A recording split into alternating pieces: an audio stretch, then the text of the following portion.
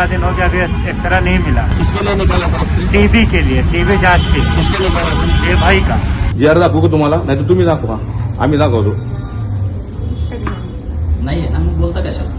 बरी माहिती अधिकारातली माहिती दिलेली आम्ही ते विचारतो, याच्या बाहेरचं काही विचारत नाही तुम्हाला. शॉपिंग जेवण गलवट का हे विचारत नाही. तुमचे प्रॉब्लेम काय नाहीये, तुम्ही इथं डिलिव्हरीच करत नाहीये, हा आमचा आक्षेप आहे. इथं 5 लाख लोकसंख्येमध्ये 2 डिलिव्हरी. सोनोग्राफीची साधी मशीन नाही तुमच्याकडे, एक्सरेची मशीन नाही. एक्सरेची मशीन पलीकडे ठेवली आहे भंगारमध्ये. मागच्या वेळी आलो तर आम्हाला इथं सांगतात तिथं उंदर आहेत, त्या बाळांची काळजी तुम्ही घेणार का? मी इथं पेस्ट कंट्रोल करून घेतलं. मी अख्ख्या तुमच्या प्रेमायसेस मध्ये ना मी पेस्ट कंट्रोल केलं स्वतःच्या खर्चाने. त्यानंतर सुद्धा आता 2च डिलिव्हरी होते तिथं. दाखवा आम्हाला भंगार, दाखवा एक्सरे मशीन चालू आहे तर. मशीन आहे, वापरत नाही. डेड बॉडी ठेवण्यासाठी 2 शीतपेट्या आहेत, हे या ठिकाणी आणून भंगारमध्ये ठेवलेले आहेत. आयसीयूचे बेड आहेत, एका बेडची किंमत साधारण 50-50 हजार रुपयाचे बेड्स आहेत. आणि यांची अवस्था काय तर उलटे पलटे करून ठेवलेले आहेत. हे कॅमेऱ्यांची अवस्था.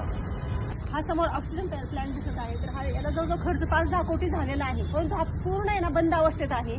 तुम्ही जर पाहिलं या ठिकाणी तर पाईप वगैरे सगळे तुटलेले आहेत, त्याचा काही यूज नाहीये. राज्य शासन सुद्धा जबाबदार आहे, केंद्र शासन सुद्धा जबाबदार आहे. आरोग्यासारखी मूलभूत सुविधा देताना सुद्धा जर इतका दळभद्रीपणा असेल तर कुणाचा विकास चाललाय?